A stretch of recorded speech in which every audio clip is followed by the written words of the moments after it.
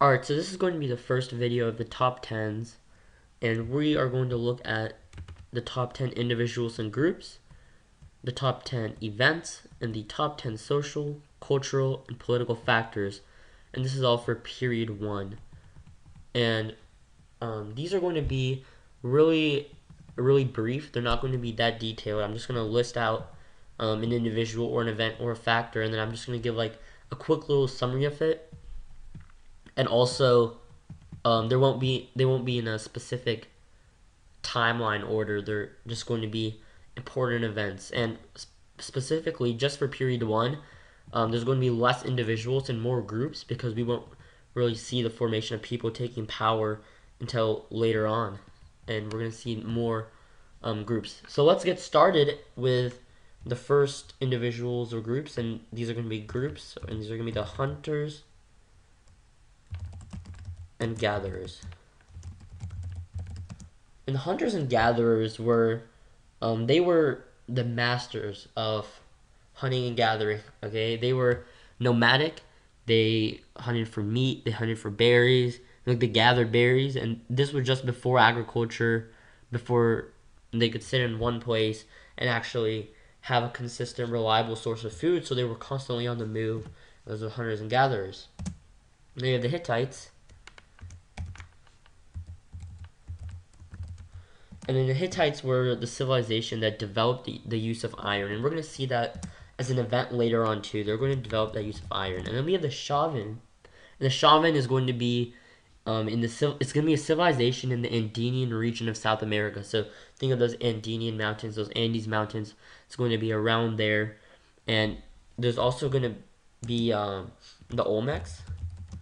And the Olmecs are going to be a civilization in Mesoamerica. So the Chauvin and the Olmec are going to be the two major civilizations within America in this time period. And then there's going to be the Shang. The Shang is going to be the first major Chinese dynasty. It's going to come after the Shao, which is going to be this one. But it's going to be the first major Chinese dynasty. And it's going to be really influential for the rest of the Chinese dynasties, because China has numerous dynasties. Each one had an important role to play that left a lasting impact on the history of China. And you have the Babylonian Empire. The Babylonian Empire unified all of Mesopotamia, and then it collapsed due to foreign invasion, which was about 1600 BCE. And then there's going to be Hammurabi. And Hammurabi was an important Babylonian ruler, and he was responsible for the codification of the law. And there's actually this law called Hammurabi's Code, and it was really harsh. It had an eye for an eye type approach, and it was like if you had a builder, and the builder built a house for a man, and then the man died because the house wasn't built properly, then the builder would die. And if the wrongly built house had killed the son of the owner of the house, then the son of the builder would be put to death. It was just really harsh, and it's really just need to know that. And then Mesopotamia. In Mesopotamia, it means between the rivers, and it was a civilization that arose in the Tigris and Euphrates river valleys, which leads us to talk about the Sumerians.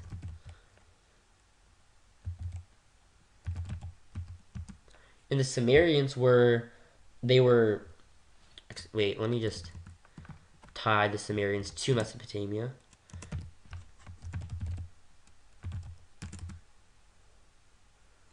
Okay, so the Sumerians were people who migrated into Mesopotamia around 4000 BCE, and they created the first civilization within the region, and they organized the area into city-states. Next is the Mohenjo-Daro. And the Mohenjo-Daro was a city-state in the Indus River Valley that developed one of the first sewage systems, and it was laid out on a planned grid pattern. And then our final group is going to be the ancient Egyptian civilization. And this is a civilization along the Nile River that emphasized state building of temples and pyramids. Okay, and now moving on to the top 10 events, we're just going to have the Paleolithic era. It wasn't really an event, but it was an event in a sort of the way. It was this really large era where the first humans appeared in what is thought to be Africa. And then humans tool developing.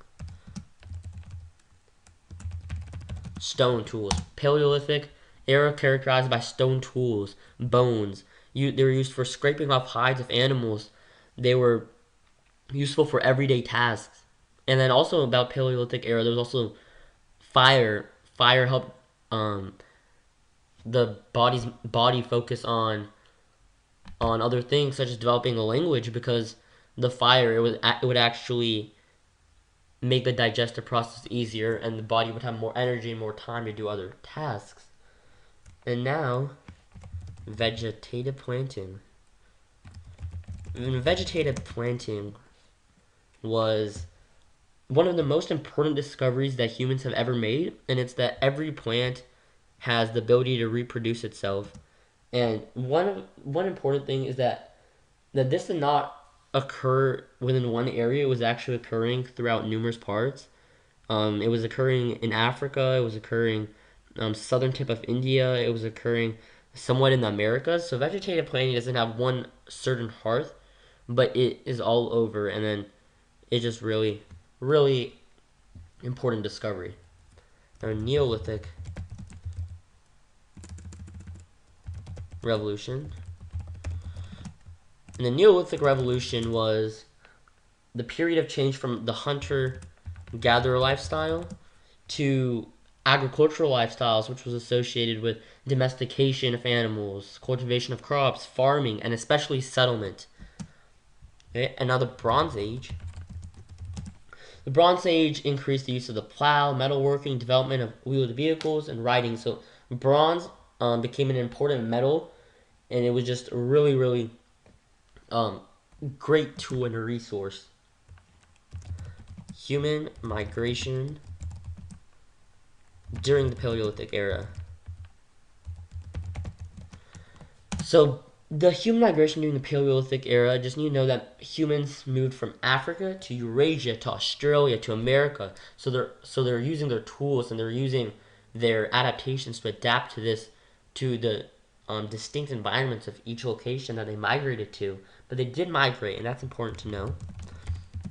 Iron Age. Iron Age. We said the Bronze Age was earlier. The Iron Age came later. It was iron stronger than bronze. It was first used by this group right here, the Hittites, as I mentioned earlier. Okay, and the Indo-European migration. Now, the Indo-European migration was the migration of people from the Middle East to India, Europe, and across the Middle East. Okay, so emergence of culture. Okay, so culture emerged as well. Culture was one of the causes of the Neolithic Revolution. As I mentioned earlier, they had more time people had more time to focus on other things because of the surplus of food from the Neolithic Revolution. So they started. There was a different specialization for each person, and then one of them was pottery, and pottery was important too. And then people began to express their culture on pottery, and culture just became a really important part of human life. Now the emergence of patriarchy, and population boom. So another effect actually of the Neolithic Revolution was patriarchy, more social hierarchy, more social status difference, and population booms. This is also important to note. Now moving on to the top 10 social, cultural, and political factors, we're going to start off with the ziggurats.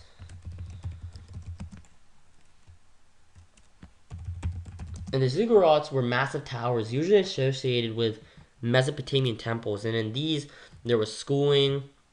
You learned math, astronomy, you learned all these things. They were also used for a place of worship as well.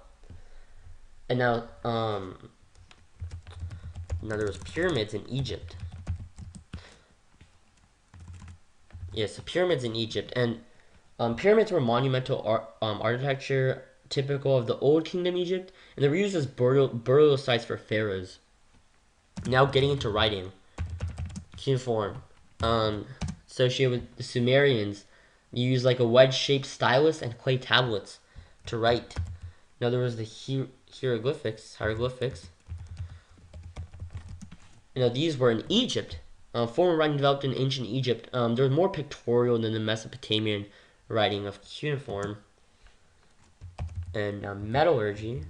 Metallurgy was just the process of extracting, molding, and shaping metal. The Zoroastrianism. And this Zoroastrianism was the Persian religion. Now, Epic of Gilgamesh.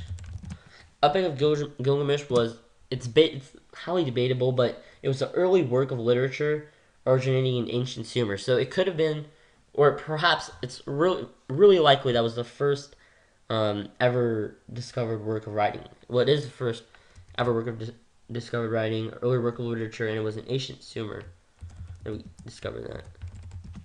Now, the Rig Veda was a collection of 1,000 hymns and mythology of Hindu gods. And now Kipu.